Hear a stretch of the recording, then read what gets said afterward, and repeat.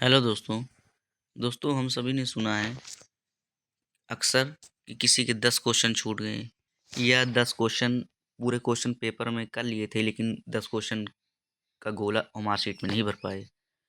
तो दोस्तों इसको हम कैसे मैनेज करें कि हमारा पूरे क्वेश्चन भी सॉल्व हो जाए हमारे और मार्कशीट भी हम अच्छे से फिल कर लें 150 क्वेश्चन।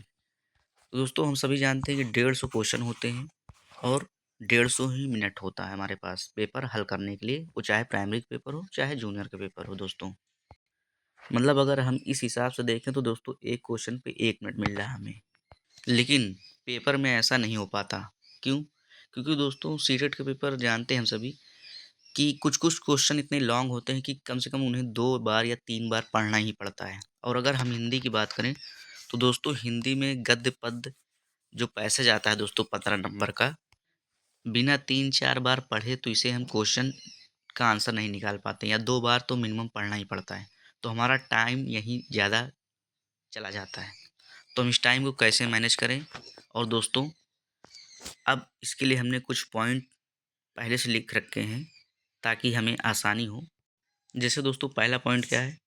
सबसे पहले एक मिनट दोस्तों मैं कलर चेंज कर लेता हूँ। सबसे पहले उस विषय के प्रश्न हल करें जो आपको सबसे ज़्यादा तैयार हो या सबसे ज़्यादा आता हो। मीन्स दोस्तों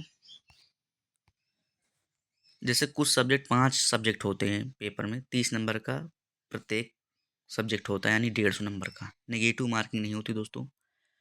जैसे मान लीजिए बाल विकास है प्राइमरी में, हिंदी है, पर्यावरण है, संस्कृत इंग्लिश उधर ऑप्शन में होता है दोस्तों, और मैथ यानी गणित।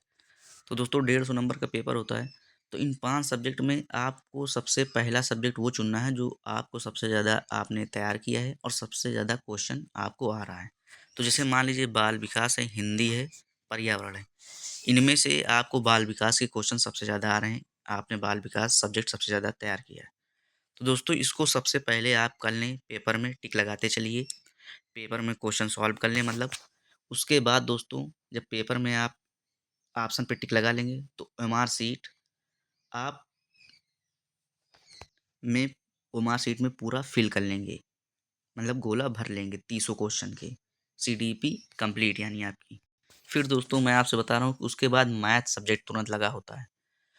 तो अगर आपकी मैथ अच्छे से तैयार है तो दोस्तों मैथ के क्वेश्चन सॉल्व कीजिए। क्योंकि प्राइमरी में दोस्तों 15 नंबर की पेडागोजी रहती है और 15 नंबर के फैक्ट वाले क्वेश्चन रहते हैं मैथ में, और 20 नंबर के क्वेश्चन फैक्ट वाले दोस्तों जूनियर में रहते हैं और 10 नंबर की पेडागोजी रहती है। तो दोस्तों अगर मान लीजिए मैथ आपकी पेपर नहीं अच्छी से, तो पेडागोजी क्वेश्चन अटेंड कीजिए 15 क्वेश्चन। उसके बाद आपको फिर अगला जो सब्जेक्ट आ रहा उसे पूरे, जैसे हिंदी आ रहा आपको या ईवीएस पर्यावरण आ रहा, तो इसके क्वेश्चन पूरे अच्छे से हल कर लीजिए। इसका मतलब क्या है दोस्तों कि जो आपको जिनमें आपके नंबर बढ़ सकते हैं या जो स्कोरिंग सब्जेक्ट हैं, उनमें अगर आप थोड़ा-सा ज़्यादा समय देंगे, तो उनमें सही होने के चांस ज़्यादा हैं दोस्तों, और वही आपको पास कराएँगे। तो सबसे पहले उन्हीं सब्जेक्ट को करना है जो आपको सबसे ज़्यादा आ रहे हैं, जिन पे आपने सबसे ज़्यादा वर्क किया है। अब दोस्तों इसके आगे बढ़ते हैं, अगला पॉइंट देखते हैं क्या है। ओमार शीट में एक विषय के प्रश्न हल करने के बाद उसे भर लें। वही बात दोस्तों कि जैसे सीडीपी आपकी कंप्लीट हो गई 30 प्रश्न, तो उसे ओमार शीट में गोला कर लें, भर लें। फिर क्या है दोस्तों, जिस विषय के प्रश्न सबसे कम आ रहे हों उसे सबसे बाद में करें। वही बात कि आपको मान लीजिए जैसे मैथ है या कोई सब्जेक्ट है कम आ रहा है, इंग्लिश है या संस्कृत है, तो उसे सबसे बाद में करें दोस्तों, क्योंकि वो टाइम बहुत ज़्यादा लेता है और क्वेश्चन भी सही होने के चांस बहुत कम होते हैं। तो हम अपना समय क्यों उसमें बर्बाद करें, पहले उस सब्जेक्ट को चुनें जिसमें हमारी कमांडिंग अच्छी है और जो हमें पास करा सकते हैं। तो दोस्तों ये है टाइम मैनेजमेंट का एक तरीका।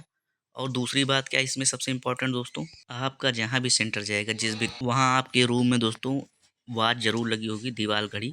तो आप बीच बीच में घड़ी देखते रहिएगा, जिससे आपको पता चलता रहे कि किस क्वेश्चन पे हमें कितना समय देना है। तो दोस्तों अगर आप ये प्रक्रिया अपनाएंगे तो समय पे आपका पेपर कंप्लीट हो जाएगा 100%। और दोस्तों सबसे इम्पोर्टेंट बात ये है कि अभी आप मोबाइल में टाइमर लगा के जो लेटेस्ट पेपर हुए हैं पूरे 150 क्वेश्चन सॉल्व कीजिए, देखें उसमें आप कितना समय लग रहा और कितना समय बच रहा। तो अभी 3 दिन है, टाइम मैनेज हो सकता है अभी भी दोस्तों। थैंक यू दोस्तों, वीडियो को ज़्यादा से ज़्यादा शेयर कर दीजिएगा। अगर दोस्तों आप भी टीचिंग लाइन से जुड़े हैं तो दोस्तों चैनल को ज़रूर सब्सक्राइब कर लीजिएगा। कुछ ना कुछ दोस्तों आप सभी को ज़रूर सीखने को मिलेगा। थैंक यू दोस्तों।